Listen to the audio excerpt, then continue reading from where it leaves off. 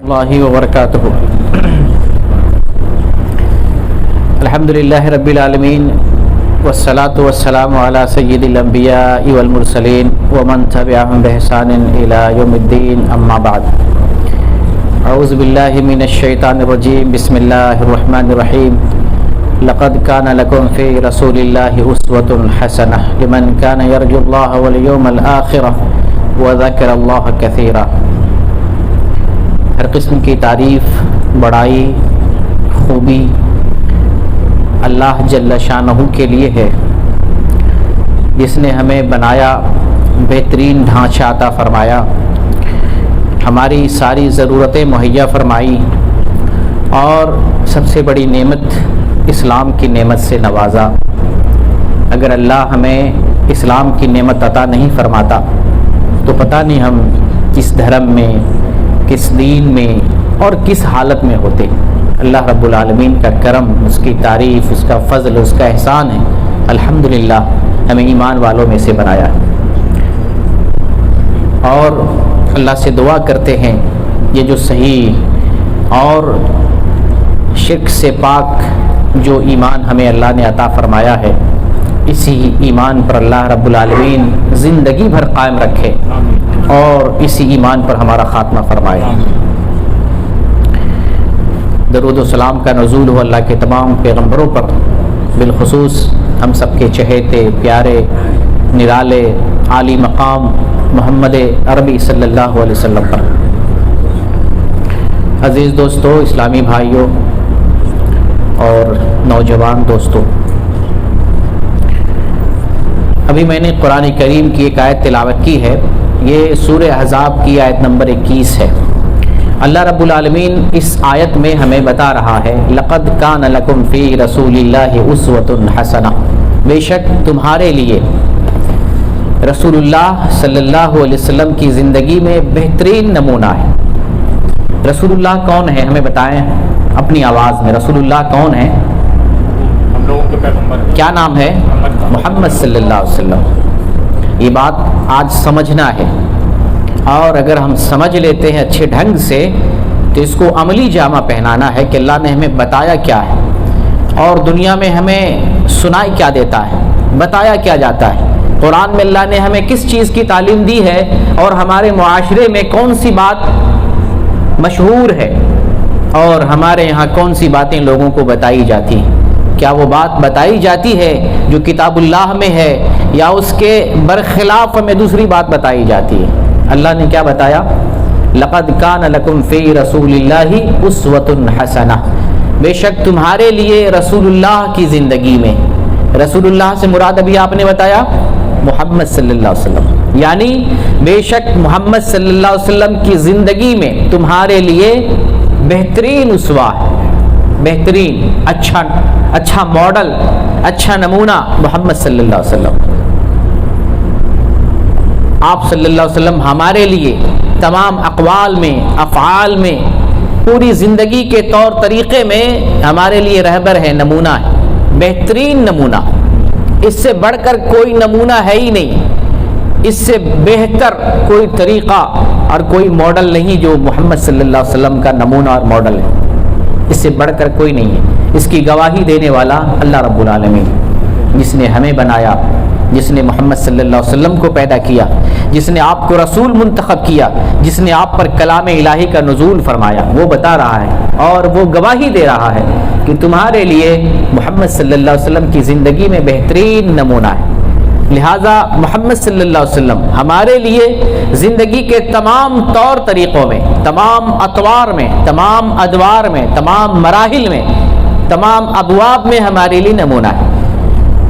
ہم پیروی کریں گے، بات مانیں گے، راستے پر چلیں گے، طور طریقہ اپنائیں گے، طرز زندگی اپنائیں گے، اس میں ہم صرف محمد صلی اللہ علیہ وسلم کو دیکھیں گے اور کسی کو نہیں دیکھیں گے، نتھنگ، کسی کو نہیں دیکھنا ہے۔ یہ بتانے والے کون ہیں محمد صلی اللہ علیہ وسلم کے بارے میں؟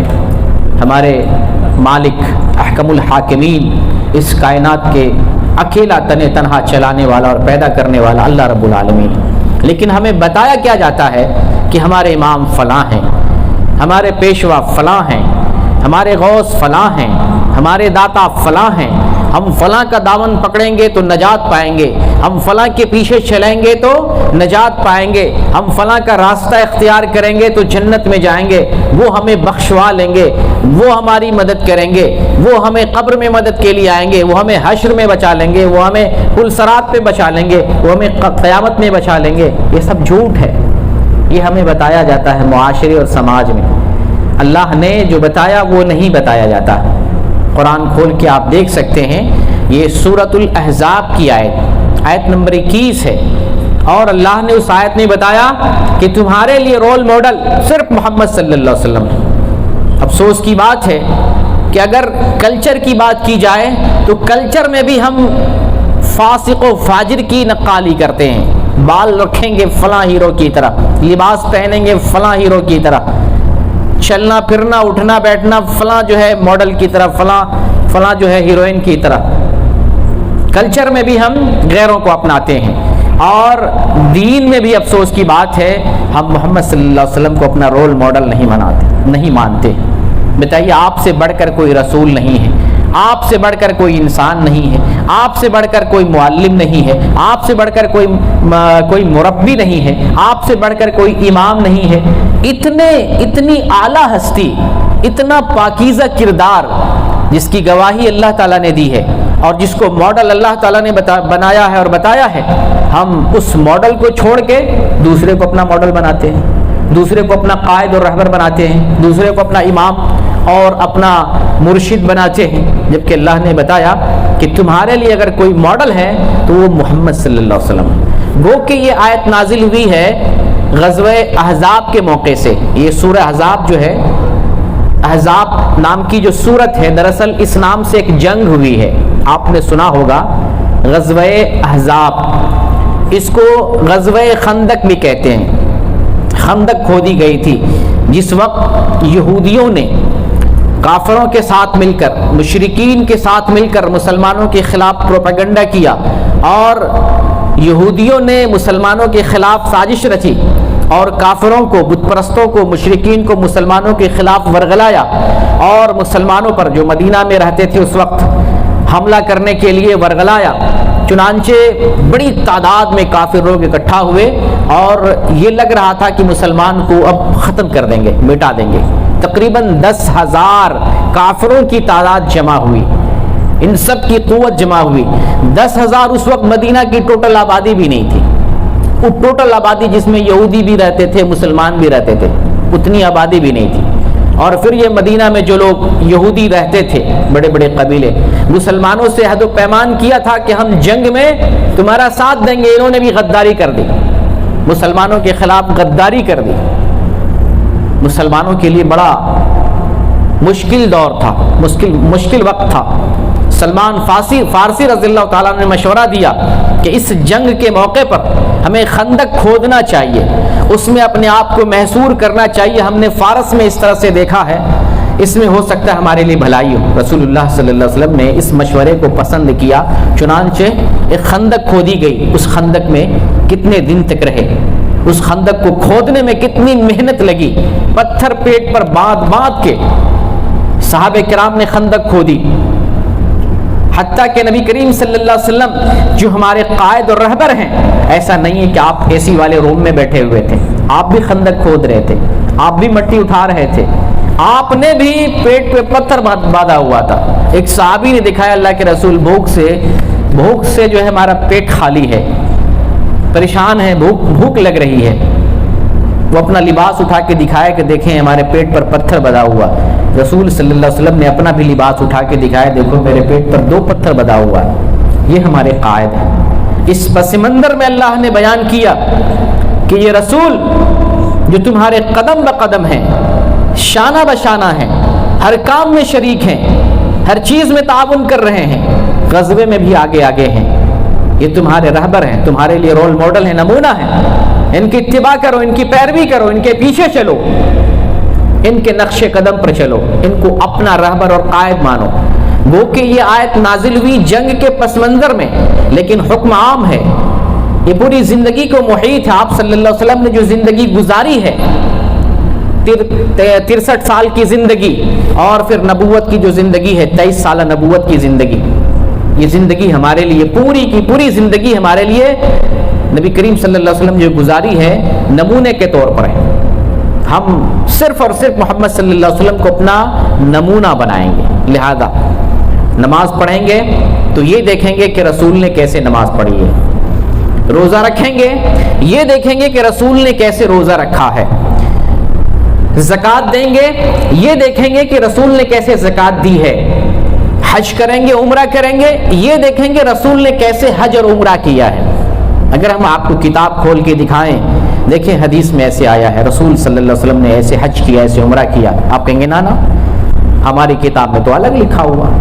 ہم آپ کو نماز بتائیں گے آئیں رسول سے محبت کرتے ہیں تو رسول اللہ صلی اللہ علیہ وسلم کی طرح نماز پڑھے. دیکھیں صحیح بخاری ہے نماز پڑھنے کا یہ طریقہ ہے, صحیح مسلم ہے نماز پڑھنے کا یہ طریقہ ہے, یہ ابو داؤد ہے نماز پڑھنے کا یہ طریقہ ہے. آپ کہیں گے نا ہمارے مولوی تو کچھ اور بتاتے ہیں. تو رسول سے یہ محبت نہیں ہے, رسول کو اسوہ بنانا نہیں ہے, رسول کو اپنا قائد بنانا نہیں ہے. تب آپ قرآن کے خلاف جا رہے ہیں, تب آپ رسول کی پیروی نہیں کر رہے ہیں. اللہ تعالیٰ نے قرآن میں ایک دوسری جگہ ارشاد فرمایا قل ان کنتم تحبون اللہ فاتبعونی یحببکم اللہ. اے رسول آپ لوگوں کو بتائیں اگر یہ لوگ مجھ سے محبت کرنا چاہتے ہیں, قل ان کنتم تحبون اللہ, اگر تم اللہ سے محبت کرنا چاہتے ہو فاتبعونی یحببکم اللہ, تم میری پیروی کرو, رسول کی بات مانو. پورے قرآن میں اللہ اور اس کے رسول کے علاوہ کوئی تیسری شخصیت ہے ہی نہیں جس کی بات مانی جائے. ہم نے تیسرے کو کہاں سے لایا؟ کسی پیر کو, کسی غوث کو, کسی خواجہ کو, کسی داتا کو, کسی غریب نواز کو, کسی فلاں کو, کسی فلاں کو, تیسری ہستی کو کہاں سے ہم نے داخل کیا؟ پورا قرآن گواہی دے رہا ہے اطیعوا اللہ و اطیعوا الرسول, اللہ کی اطاعت کرو اور رسول کی اطاعت کرو. اللہ کیا بیان کر رہا ہے؟ نبی آپ لوگوں کو بتائیں اگر یہ مجھ سے محبت کرنا چاہتے ہیں رسول کی پیروی کریں. کن کی؟ رسول کی پیروی کریں تو اللہ رب العالمین تم سے محبت کرنے لگے گا. اللہ کی محبت کیسے حاصل ہوگی؟ رسول کی اتباع اور پیروی سے, اور رسول کی پیروی رسول سے محبت کرنا ہوا. کوئی مسلمان یہ کہے کہ ہم رسول سے بہت محبت کرتے ہیں, رسول سے بے پناہ محبت کرتے ہیں, بے پناہ محبت کرتے ہیں, رسول کی حدیث سامنے رکھے مانے نہیں, یہ محبت نہیں ہے. ہم آپ کو دکھائیں دیکھیں یہ رسول کی حدیث ہے مان لو, آ جاؤ, یہ نماز کا طریقہ ہے رسول کا, یہ روزہ کا طریقہ ہے رسول کا, یہ حج کا طریقہ ہے رسول کا. کہیں گے نا ہمارے پیر صاحب تو الگ کہتے ہیں, ہمارے مولوی صاحب تو الگ کہتے ہیں. کہاں جا رہے ہیں آپ؟ کس نے آپ کا ذہن ایسے بنا دیا ہے کہ رسول کی بات کو ٹھکرا دیتے ہیں اور کہتے ہیں رسول سے محبت کر رہے ہیں؟ رسول سے محبت کیا جانتے ہیں؟ رسول کی پیروی کرنا. آئیے ایک حدیث سناتے ہیں, مشکات کے اندر ہے اور یہ حسن درجے کی حدیث ہے. بعض علماء نے ضعیف کہا لیکن بعض علماء نے اس حدیث کو صحیح قرار دیا ہے. من احب سنتی فقد احبنی ومن احبنی کان معی فی الجنہ. من احب سنتی فقد احبنی, جس نے میری سنت سے محبت کی اس نے مجھ سے محبت کی.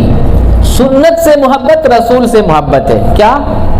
رسول کی حدیث سے محبت رسول سے محبت ہے. کوئی رسول کی حدیث نہ مانے اور کہ ہم رسول سے محبت کرنے, وہ جھوٹا ہے, جھوٹا ہے, دغاباز ہے, مکار اور عیار ہے. وہ جھوٹی محبت کر رہا ہے, کھوکھلا دعویٰ کر رہا ہے. دعویٰ آپ کا اس وقت سچا ہوگا جب آپ حدیث رسول پر عمل کریں گے. آپ نے علامت بتائی ہے من احب سنتی فقد احبنی, جس نے میری سنت سے محبت کی اس نے مجھ سے پیار کیا, محبت کی. ذرا اس حدیث پر دھیان دیں, جس نے میری سنت سے محبت کی اس نے مجھ سے پیار کیا, اور جو مجھ سے پیار کرتا ہے وہی جنت میں جائے گا. جنت میں کس کے دامن سے جائیں گے؟ کس کے تعاون سے, کس کی مدد سے جائیں گے؟ کیسے جائیں گے؟ رسول سے سچی محبت کر کے جنت میں جائیں گے. کوئی نہیں بچائے گا, کوئی غوث, کوئی داتا جسے آپ نے بنا رکھا ہے. قرآن میں اللہ تعالیٰ نے اس چیز کی کوئی دلیل نہیں ہے کہ اللہ کے علاوہ بھی کوئی نوازنے والا, کوئی دینے والا, کوئی جو ہے نوازنے والا ہے, کوئی غریب نواز بھی ہے اللہ کے علاوہ, کوئی غوث اور داتا اللہ کے علاوہ. اللہ نے پورے قرآن میں اور نبی صلی اللہ علیہ وسلم نے پورے حدیث میں کہیں نہیں بیان کیا. آپ صلی اللہ علیہ وسلم تو اپنی بیٹی کو بھی کہتے ہیں جو کچھ مجھ سے مانگنا ہو مال و دولت مانگ لو, اللہ کی میں تیرا کچھ کام نہیں آنے والا.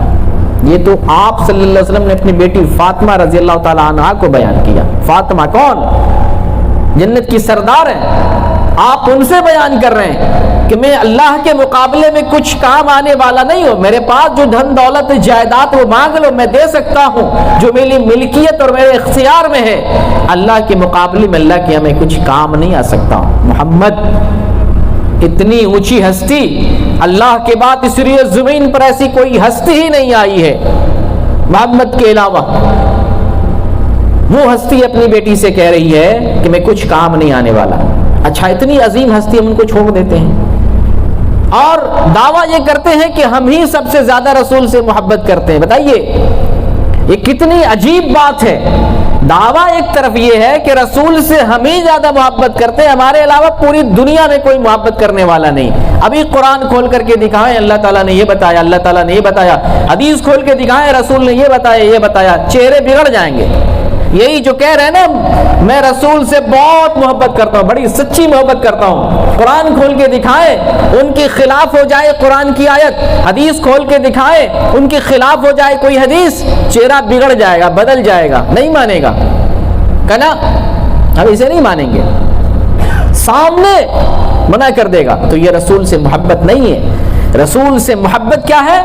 آپ کی سیرت کو، آپ کی سنت کو، آپ کی حدیث کو، آپ کے طور طریقے کو اپنائیں. اسی کو اللہ تعالیٰ نے بیان کیا لقد کان لکم فی رسول اللہ اسوۃ حسنہ. بے شک تمہارے لیے رسول اللہ صلی اللہ علیہ وسلم کی زندگی میں بہترین نمونہ ہے. بات سمجھ میں آ رہی ہے؟ یہ ہے سچی کھری اور پیاری بات، سیدھی سچی بات جو قرآن میں آیا. دین میں جو بات آئی ہے سیدھی سچی بات. ایسے سیدھی سچی بات کرنے والے لوگ آئے نہیں. اگر اس طریقے سے سیدھا سیدھا بتا دیا جائے تو پورا کا پورا قبیلہ مولوی کے خلاف ہو جائے گا، پورا گاؤں اس کے خلاف ہو جائے گا. یا تو لٹھ لے کے مارنا شروع کر دے گا یا ہو سکتا ہے اس میں سے کچھ مولوی کی بات مان لیں. تو اس لیے سیدھی سچی بات بتائی نہیں جاتی ہے. قرآن کھول کے نہیں بتایا جاتا. قرآن سمجھایا، اس قرآن کو تو بتایا ہی نہیں جاتا. ہمارے یہاں صرف قرآن کی عربی عبارت پڑھی جاتی، تلاوت کی جاتی، سمجھا نہیں جاتا.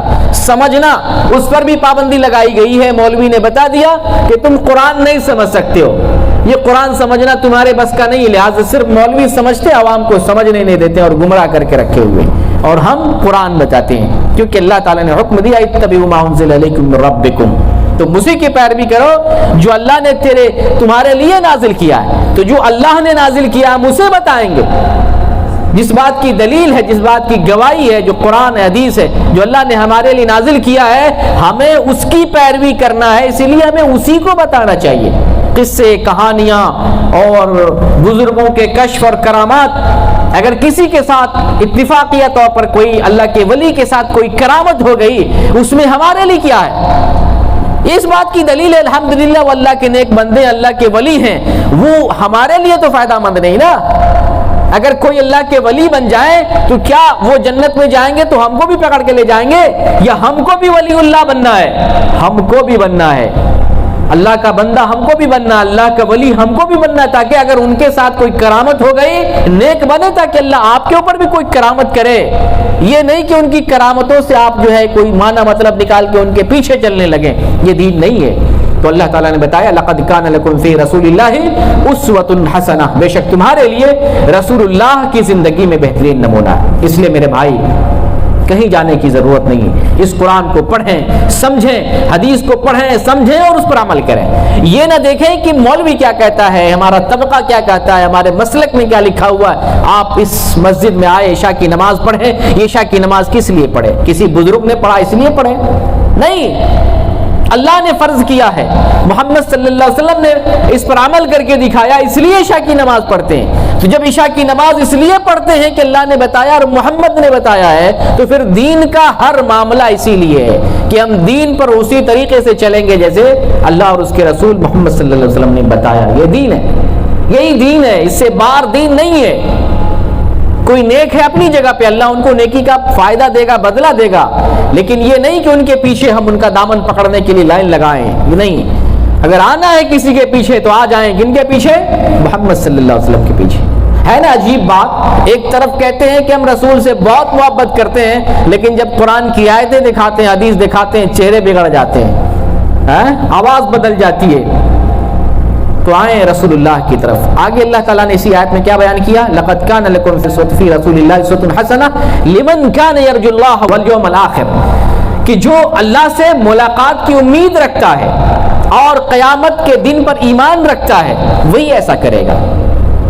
ایسے ہی لوگوں کے لیے رسول اللہ کی زندگی میں نمونہ ہے، بہترین نمونہ، جو اللہ سے ملنے کی امید رکھتا ہے، جو قیامت کے دن پر ایمان رکھتا ہے، وذکر اللہ کثیرا، اور خوب اللہ تعالیٰ کا ذکر کرتا ہے. 3 چیزیں. اب آپ اپنا محاسبہ کیجئے، ان 3 چیزوں کو آزمائیے. اگر اللہ سے ملاقات کرنا چاہتے ہیں رسول کی پیروی کریں، اگر قیامت کے دن پر ایمان رکھتے ہیں رسول کی پیروی کریں، اگر اللہ کا ذکر کر رہے ہیں رسول کی پیروی کریں. یہ 3 صفات اگر آپ کے اندر ہیں رسول کی پیروی کرنے والے بن جائیں، یا جو رسول کی پیروی کرتا ہے انہی کے اندر یہ چیزیں پائی جاتی ہیں. اگر رسول کی پیروی نہیں کر رہا ہے اسے رب سے ملاقات کی امید نہیں ہے. جو رسول کو اپنا ماڈل نہیں تسلیم کرتا وہ آخرت کے دن پر صحیح سے ایمان نہیں لا رہا ہے. جو رسول کی پیروی اور اتباع نہیں کرتا وہ حقیقی طور پر اللہ کا ذاکر نہیں، اللہ کا ذکر کرنے والا نہیں ہے. تو اس لیے میرے بھائی آئیں، جو سچا دین ہے، جو پیارا طریقہ ہے، جو سنہرا طریقہ محمد صلی اللہ علیہ وسلم نے ہمیں دیا ہے اس طریقے کو مانیں، اس پر عمل کریں. کیونکہ محمد صلی اللہ علیہ وسلم کو ہی اللہ رب العالمین نے اپنا پیشوا بنا کر بھیجا ہے. آپ کے توسط سے ہمیں دین ملا ہے. باقی آپ کے بعد جتنے صحابی ہیں، تابعی ہیں، تبع تابعی ہیں، بزرگان دین ہیں، اولیاء اللہ ہیں، جتنے بھی ائمہ دین ہیں، جتنے بھی لوگ ہیں، ان کا کام ہے جو اللہ اور اس کے رسول نے بتایا وہ بتائیں. اگر ان سے کچھ بتانے میں مسٹیک ہو گیا چھوڑ دیں. ہم یہ نہیں کہیں گے کہ فلاں نے کہہ دیا، فلاں بزرگ نے پتھر کی لکیر ہے، وہ غلط نہیں بول سکتے ہیں، ان کی بات غلط نہیں ہو سکتی، یہ جانے دیں، یہ رہنے دیں. اگر کسی نے کہہ دیا ہے اور پتہ چل رہا ہے کہ یہ بات قرآن اور حدیث کے خلاف ہے چھوڑ دیں. امام ابو حنیفہ رحمۃ اللہ علیہ وہ بیان فرماتے ہیں اذا صح الحدیث فہو مذہبی، جب کوئی حدیث صحیح آ جائے وہی میرا طریقہ، وہی میرا مسلک ہے. لہذا یعنی اس کے کہنے کا مطلب یہ ہے کہ اگر میری کوئی بات حدیث کے خلاف آ جائے میری بات کو دیوار سے لگا دو، دیوار سے مار دو، میری بات نہ ماننا. جو صحیح حدیث آ جائے بس اسی کو مان لینا. امام مالک رحمۃ اللہ علیہ کہاں درس دے رہے تھے؟ وہاں درس دے رہے تھے جہاں نبی صلی اللہ علیہ وسلم آرام فرما رہے ہیں. کہاں پر؟ مسجد نبوی میں درس دے رہے تھے. آپ کے سامنے آپ کے قریب نبی صلی اللہ علیہ وسلم کا روضہ ہے. آپ بیان کرتے ہیں کہ دنیا میں کسی کی بات لی بھی جا سکتی ہے، چھوڑی بھی جا سکتی ہے سوائے اس قبر والے کے. اشارہ کر رہے ہیں سوائے اس قبر والے کے، ان کی کوئی بات چھوڑی نہیں جائے گی، ان کی ہر بات لی جائے گی. آپ نے جو بتا دیا بس اسی پر عمل کرنا ہے. آپ نے جن چیز سے، جن باتوں سے منع کر دیا ان تمام باتوں سے رک جانا ہے. اس بات کو اللہ رب العالمین نے قرآن میں دوسری جگہ یوں بیان کیا وَمَا آتَاكُمُ الرَّسُولُ فَخُذُوهُ وَمَا نَهَاكُمْ عَنْهُ فَانْتَهُوا. جو کچھ رسول تمہیں دے اسے لے لو، اور رسول جس چیز سے تمہیں منع کر دے اس سے رک جاؤ. یہ اتھارٹی، یہ ذمہ داری، یہ پاور، یہ مسئولیت کس کی ہے؟ صرف اور صرف رسول اللہ صلی اللہ علیہ وسلم کی.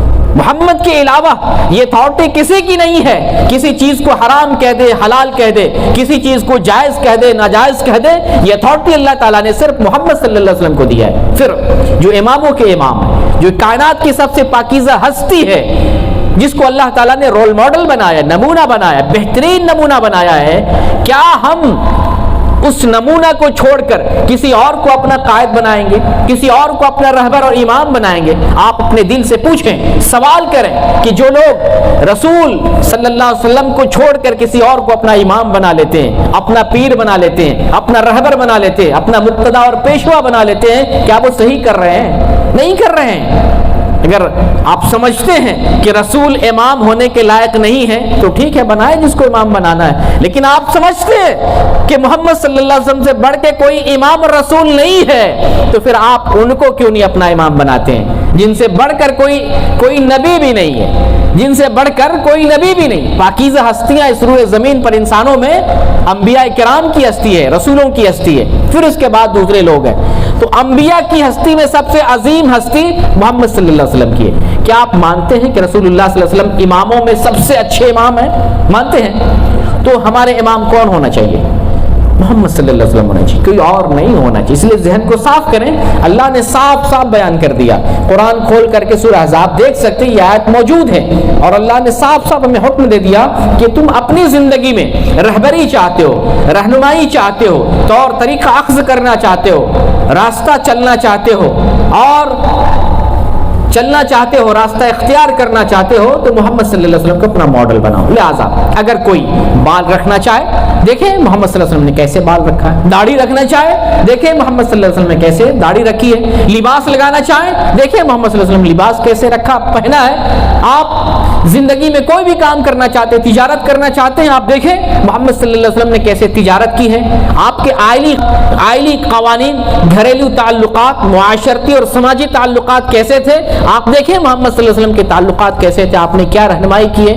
دینی معاملات میں نماز پڑھنے کا مسئلہ ہو, زکوٰۃ دینے کا مسئلہ ہو, حج و عمرے کرنے کا مسئلہ ہو, دین کا کوئی بھی مسئلہ ہو, اب وہاں صرف یہ دیکھیں گے محمد صلی اللہ علیہ وسلم نے کیا کیا ہے, کیسے بتایا, اور کسی ہستی کو نہیں دیکھیں گے. کوئی بھی ہستی دنیا کی, اللہ اور اس کے علاوہ تیسری کسی ہستی کو نہیں دیکھنا ہے کہ انہوں نے کیسے نماز پڑھا ہے, انہوں نے نماز کا طریقہ کیا بتایا ہے. ہمارے نماز کا طریقہ صرف وہی ہو جو محمد صلی اللہ علیہ وسلم کا, ہمارے دین کا طریقہ صرف وہی ہو جو محمد صلی اللہ علیہ وسلم کا. اس لیے آپ صلی اللہ علیہ وسلم بیان فرماتے ہیں, من عمل عملا لیس علیہ امرنا فهو رد. جس نے کوئی ایسا عمل کیا جو دین میں سے نہیں ہے, وہ مردود اور باطل ہے. جو دین میں ہے محمد صلی اللہ علیہ وسلم لے کے آئے, بتائے, جو سمجھائے, جو رہبری کی, وہی دین ہے. آپ کی رہبری سے باہر کوئی چیز وہ دین نہیں ہے. آپ کے فرامین, آپ کے اقوال افعال سے باہر کوئی چیز وہ دین نہیں ہے. دین قرآن اور حدیث میں ہے. یہی وجہ ہے کہ جب آپ صلی اللہ علیہ وسلم دنیا سے رخصت ہو رہے تھے, جا رہے تھے, آپ نے بڑا عظیم پیغام دیا تھا, ترکت فیکم امرین لن تضلوا ما تمسکتم بہما کتاب اللہ و سنتی, کہ میں تمہارے درمیان دو چیزیں چھوڑے جا رہا ہوں, ان دونوں چیزوں کو جب تک مضبوطی سے تھامے رہو گے تم گمراہ نہیں ہو سکتے ہو. کن دونوں چیزوں کو, اللہ کی کتاب اور میری سنت. وہی چیز آگے نہیں, رسول ہمارے لیے ماڈل ہے, رسول کی اتباع, رسول سے محبت کرنا. تو یہ دونوں چیزیں, اللہ کی کتاب اور میری سنت, ان دونوں چیزوں کو جب تک مضبوطی سے تھامے رہو گے ہرگز گمراہ نہیں ہو سکتے ہو. تو میں تمہارے لیے صرف دو چیزیں چھوڑے جا رہا ہوں, تیسری کوئی چیز نہیں ہے. دو ہی چیز ہے, انہی دونوں چیزوں کو فالو کرنا ہے. آج اگر مسلمان پریشان ہیں, آج اگر مسلمان مظلوم ہیں, آج اگر مسلمانوں پر کافروں نے غلبہ پا لیا ہے, اگر آج ہم کافروں سے خوف کھا رہے ہیں, اگر آج ہم کو مسلمانوں کو کسی ملک میں ذبح کیا جا رہا ہے, کسی ملک سے مسلمانوں کی نیشنلٹی ختم کی جا رہی ہے, کسی ملک میں مسلمانوں کو قید و بند کی زندگی گزاری جا رہی ہے, کہیں پر مسلمانوں کا رہنا جینا دوبر ہو گیا ہے, کہیں پر مسلمانوں کے لیے مسجد میں پابندی ہے, داڑھی رکھنے پر پابندی ہے, مسجد میں اذان دینے پر پابندی ہے, نماز پڑھنے پر پابندی ہے, تو یہ ہمارے اپنے کرتوت کا نتیجہ ہے.